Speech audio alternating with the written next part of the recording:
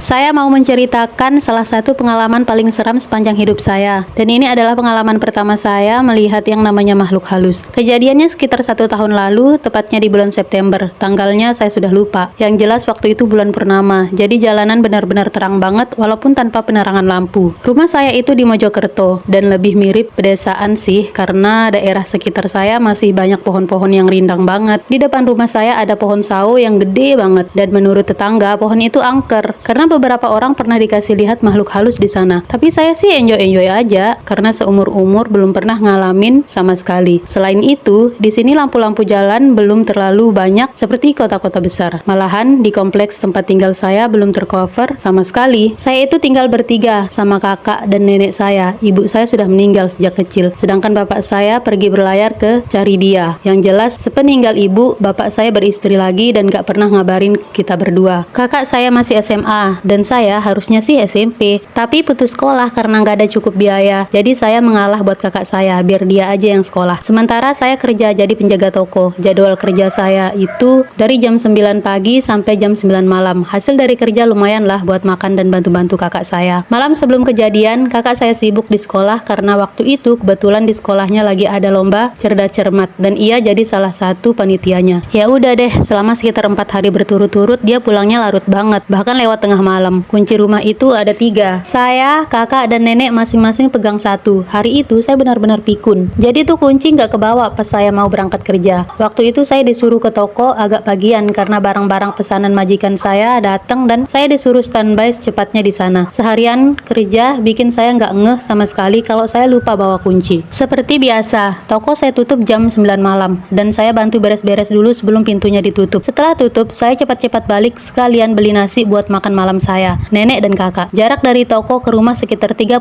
menit kalau jalan kaki. Malam itu benar-benar terang karena bulan purnama. Di perjalanan saya singgah dulu di warungnya Bu Eni, langganan saya buat beli nasi bungkus. Setelah itu saya melanjutkan perjalanan pulang. Nggak ada firasat apa-apa sebelumnya. Sampai saya tiba di jalan masuk rumah saya, tiba-tiba aja saya pengen melongok ke arah pohon sawo besar yang kata orang-orang sangat angker itu. Dan astaga, bener-bener kaget saya karena di atas pohon sawo itu ada cewek pakai pakaian putih berambut hitam panjang sedang tersenyum sinis ngelihat saya. Apalagi kalau bukan kuntilanak. Badan saya benar-benar kaku, kayak nggak punya tenaga buat teriak, apalagi lari. Saya nggak berani ngelihat ke atas lama-lama. Akhirnya saya nunduk dan berjalan pelan masuk rumah. Pas di depan pintu saya ngerogoh saku celana saya, tapi nggak nemu juga kunci rumah. Saya baru sadar kunci rumah kelupaan di dalam kamar. Sial, saya coba memanggil-manggil nenek, tapi tak ada jawaban. Terus saya lihat ke arah pohon sawo besar itu lagi, dan si Kunti udah nggak ada, tapi tetap aja saya masih gelisah. Malam itu terang banget, tapi hawanya dingin. Saya benar-benar masih ketakutan setelah ngelihat penampakan tadi. Saya juga nggak punya HP buat ngubungin kakak saya. Saya cuman bisa duduk-duduk di depan rumah sambil nunduk dan baca-baca doa karena masih ketakutan. Selang 20 menitan anjing saya namanya Bono melolong keras banget, nggak seperti biasanya. Itu bikin saya bergidik lagi. Saya udah nggak bisa ngomong apa-apa lagi, cuman bisa tutup mata sambil berdoa dalam hati. Semakin lama lolongan si Bono semakin keras dan bikin saya makin ketakutan. Karena ngerasa ada yang gak beres di sekitar saya. Puncaknya saya ngerasa ada hembusan angin kenceng banget datang dari arah kiri dan bikin bulu kuduk berdiri semua. Saya ngerasa ada yang sedang memperhatikan dari arah samping. Akhirnya saya putusin untuk terus berdoa dalam hati sambil tutup mata. Sekitar 10 menitan anjing yang berhenti melolong dan suasananya jadi sepi banget. Karena udah ngerasa tenang, akhirnya pelan-pelan saya beranikan diri buat buka mata. Kemudian pelan-pelan saya melirik ke kiri dan astaga, jarak 3 meter Kunti yang tadi saya lihat sekarang berdiri ngelihat saya dengan senyuman sinisnya. Alhasil detik itu juga saya roboh di atas teras karena nggak sanggup lihat mukanya yang hancur dan berdarah-darah. Besoknya waktu fajar udah terbit, saya tersadar tapi masih dalam posisi tiduran di atas dipan dengan selimut dan bantal. Buru-buru saya gedor pintu rumah karena terkunci dari dalam. Setelah saya masuk, saya tanya kakak kenapa saya bisa berada di luar. Dan dia bilang kalau kemarin malam dia lihat saya tiduran di atas teras nyenyak banget. Katanya kasihan kalau dibangunin. Dan dia bawa bantal sama selimut keluar buat alas tidur saya dan pintunya dia kunci dari dalam semalaman. Buset dah,